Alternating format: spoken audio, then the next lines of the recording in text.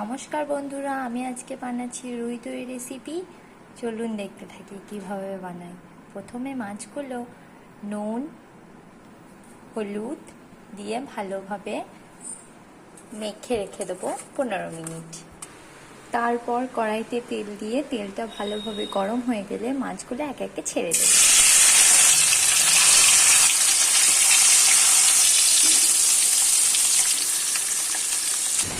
চলুন এবার কি কি লাগছে দেখে নিই। আমার এখানে লাগছে লঙ্কা কুচি, পেঁয়াজ কুচি, রসুন কুচি, আদা বাটা, টমেটো কুচি। আর এদিকে গ্রেভিটা বানানোর জন্য লাগছে টক দই,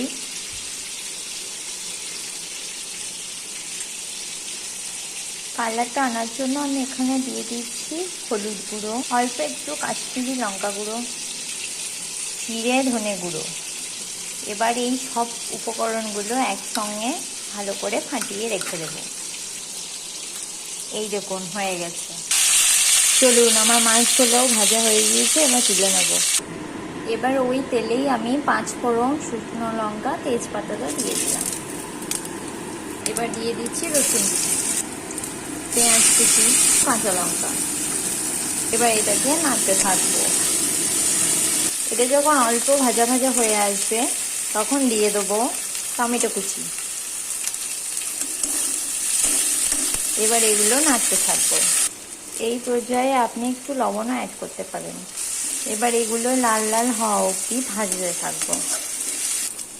এবার দিয়ে দিচ্ছি আদা বাটা। এবার এগুলো একসঙ্গে নাড়তে থাকবো। এগুলো আমার ভাজা হয়ে গেছে। এবার আমি যে পেস্টটা বানিয়ে রেখেছিলাম ওটা দিয়ে দেবো। এবার ভালোভাবে অল্প একটু নেড়ে নেব, তেল ছাড়া অবধি। দেখুন কি সুন্দর তেল ছেড়ে দিয়েছে। এবার একটু চিনি অ্যাড করব আর স্বাদ অনুযায়ী লবণ। এবার এখানে আমি জল অ্যাড করছি। বেশি জল দেবেন না, আপনারা আপনাদের পরিমাণ অনুযায়ী জল দেবেন। এবার যখন এটা ফুটে আসবে তখন মাছগুলো আমরা একে একে দিয়ে দেবো।